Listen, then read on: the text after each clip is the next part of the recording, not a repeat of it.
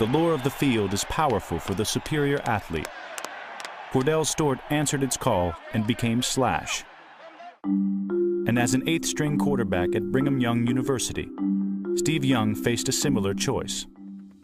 Someone says, hey, you could play safety, you could play corner, you could play a lot of positions. Don't you want to get on the field? You can take it as a backhanded compliment, right? That, you know, you're talented enough to play another number of other spots. But when you're really focused on playing quarterback, it's painful.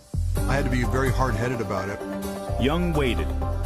And when he went from 8th string to 1st, his arm and his athleticism made him one of the nation's best players. Running play, Stinnett to throw, throws it back to Young. Young catches the ball.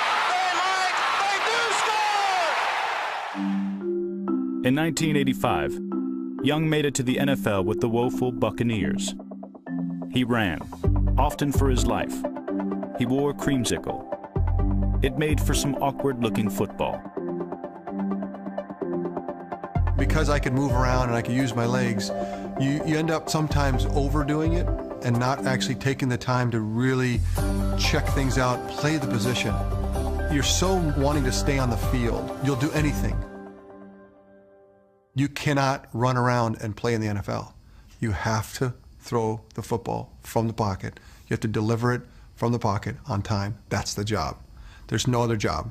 You can try to make a career running around. You might be able to do it for a little while, but if you want to do this long term, that's the job. Do the job. There were moments when Young indeed did the job, but there was only one coach who noticed them. I was trained as a drop-back quarterback. I ran around a ton, but my training was still there. So when I was being traded from Tampa, I knew I just needed that platform. The quarterback position is impossible without support. When you have support, it's really hard. And you got to make it so at least it's really hard rather than impossible. And that's what I'm talking about, a platform, a place so that you can now go do the really hard work of playing quarterback because you've got all the support. So few places in the NFL actually could give you that platform to go be great. It was Bill Walsh who saw the passer inside Young. Sometimes you have to just go backwards to go forwards. Young's backward step was into the shadow of a legend.